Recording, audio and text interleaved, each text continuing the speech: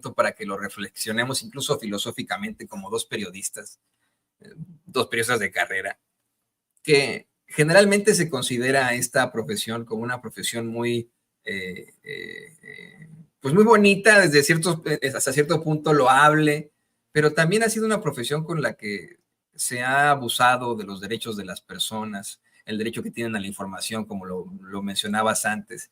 A lo mejor estoy haciendo un ejemplo muy básico, pero hace rato platicaba con el corresponsal de La Mañanera, Diego Elías Cedillo, sobre esta película muy famosa que hizo Keanu Reeves con Al Pacino, llamada El abogado del diablo, en la que, sin contarle el final ni nada, le comento yo a usted que a los escritores se les ocurrió que la profesión del diablo pues, sería la abogacía, ¿no? El derecho, y que cuando no se sale con la suya, de inmediato, en lugar de ser abogado, el diablo se convierte en periodista.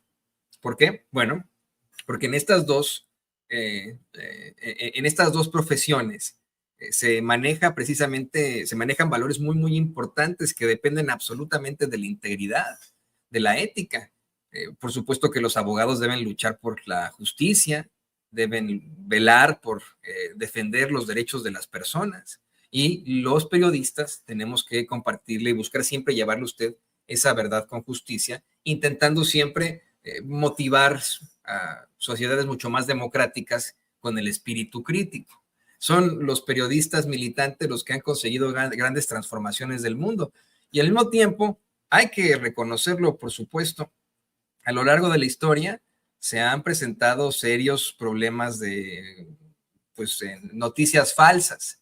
Fíjate, querido Ricardo, querido público consentidor, que ayer casualmente estaba viendo un documental de Jack el Destripador, ¿no? Este asesino serial que operó a finales del siglo XIX en Londres y que pues desafortunadamente cometió una serie de feminicidios que en aquel entonces no eran considerados así, ni siquiera se analizaba la figura del asesino serial.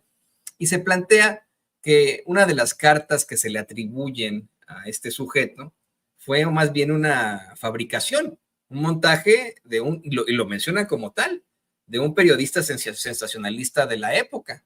Hay una carta en la que habla incluso el personaje de cómo es que realizó sus crímenes y etcétera, y la firma como Jack el Destripador. Una carta que no contiene faltas de ortografía, que está perfectamente bien escrita, ¿no? Para la época. Y se habla de la fabricación de esa carta para crear una noticia sensacionalista. También hay que pensar cómo es que, y esto está tratado en otra película muy interesante llamada El Ciudadano Kane, de Orson Welles, que yo le recomiendo a usted ver, por supuesto, cómo es que mediante los medios de comunicación y las publicaciones amarillistas se consiguió crear una guerra con la cual Estados Unidos le arrebató varios territorios al imperio español, al imperio colonialista español, entre estos Puerto Rico, por ejemplo, ¿no? Así, de la manera más terrible, se ha utilizado el periodismo. Y yo insisto, ¿no? Por supuesto que yo la veo como la profesión más loable de la que estoy enamorado. Yo siempre estaré enamorado, querido Ricardo, del periodismo. Siempre lucharé por ese periodismo, pero tienes toda la razón. Hay una serie de hijos de la chingada y de hijas de la chingada que congruencia no tienen, que para nada tienen ética, para nada tienen moral, para nada tienen pues algún tipo de valor en su actuar, y efectivamente cometen este tipo de vejaciones a la verdad, a la justicia, y lo hacen desde el periodismo, lo hacen como incluso, ¿no? Graduados de la carrera de periodismo de comunicación, personas que han estado en los medios de comunicación durante un largo tiempo, así actúan, y se les puede llamar periodistas, efectivamente, pero están muy, muy lejos de la idea del héroe, que representa otra analogía al respecto. Perdón que vaya con tantas analogías, y ya voy a terminar con esto. El creador de Superman hace que Clark Kent sea un periodista, puesto que de esa forma puede estar cercano a lo que ocurre en el mundo y como periodista luchar por la justicia como héroe y por la paz, ¿no? Al mismo tiempo que está pendiente de todo lo que ocurre alrededor del mundo. No podemos ver a todos los periodistas como héroes, porque estoy convencido, querido Ricardo Sevilla, querido público consentidor, que muchos que tienen el título de periodista, que muchos que han estado en los medios durante largo tiempo, son unos verdaderos villanos. Ricardo. Son unos auténticos villanos, pero también son unos hijos de nadie. Son unos hijos de nadie. Y mira, yo coincido plenamente con lo que decía Tom Wolfe.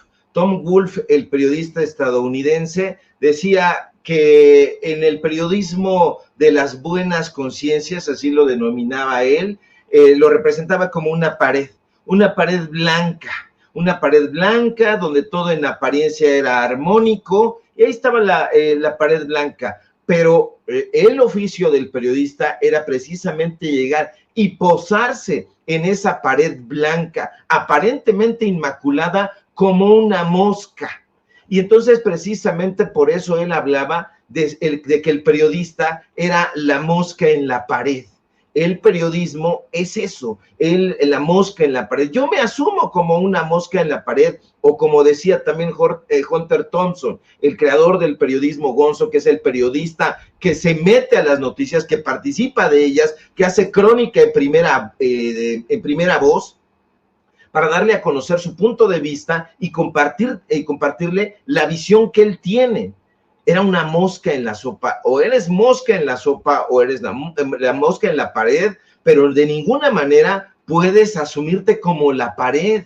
¿Por qué? Porque estos personajes quieren en la derecha, desde sus estudios, darle la apariencia de que esas empresas son inmaculadas, que ellos defienden la verdad a ultranza, y no es así. Estos personajes no solamente se equivocan, Toño, sino que además mienten a sabiendas. Javier Alatorre, por ejemplo, de que su jefe y patrón, el que le paga las quincenas, es un evasor fiscal, es un usurero, es alguien que tranza al pueblo de México, es alguien que tiene una tienda, una cadena de tiendas y otra cadena de bancos y una cadena de televisión donde exprofesamente están unas para robar y saquear al pueblo, evadiendo impuestos, y la otra, que es Electra, Banco Azteca, Salinas y Rocha, para quitarle la lana, pero además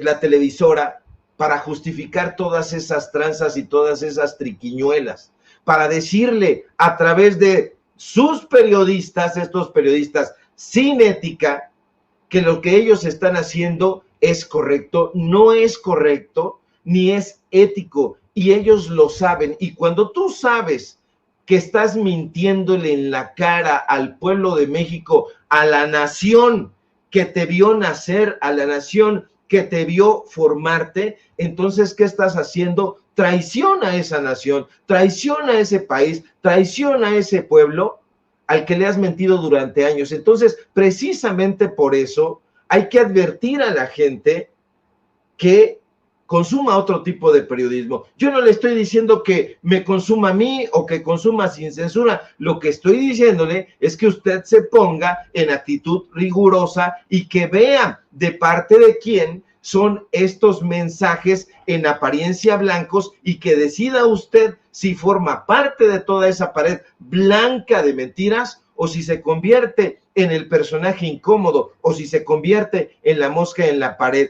No hay forma de que podamos considerar que estos últimos comunicadores en las televisoras de la derecha representan una tradición. Joaquín López Dóriga, Carlos Loret de Mola y toda esta burda comparsa de personajes que le aplauden a sus dueños, a sus patrones, no son periodistas, no pertenecen a ninguna tradición. Busque usted las auténticas referencias y referentes del periodismo en este país y se va a ir de espaldas, se va a ir para atrás. Y si yo me voy de espaldas, Toño, afortunadamente voy a caer en los brazos de Ignacio Emanuel Altamirano, de Guillermo Prieto, de Francisco Zarco, de Juana Belén Gutiérrez de Mendoza, de tantos hombres y mujeres que han honrado esta bella profesión en este país. Así que usted sabe, público memorioso, pero yo le recomiendo que no se dejen engatusar por el falso canto de estas sirenas. ¿Qué digo sirenas? Sardinas podridas, mi querido Toño. Sí, no, y de hecho, mira, hay un pescado muy apestoso que es considerado el alimento más oloroso en la historia del mundo. Se me fue el nombre, pero es una lata que venden en los países escandinavos, no noruegos o chilgales, o que creo que son por eso noruegos, pero en los países escandinavos, que cuando la gente lo come, tienes que abrir la lata en un exterior, porque si no, el cuarto en el que está se apesta, pero un olor que, según, yo nunca lo he leído, ¿no? Pero según detallan, pues es vomitivo al primer contacto. Pero bueno, si hay gente que se lo come, como se comen las mentiras, desafortunadamente, de esos pescados tan horrorosos.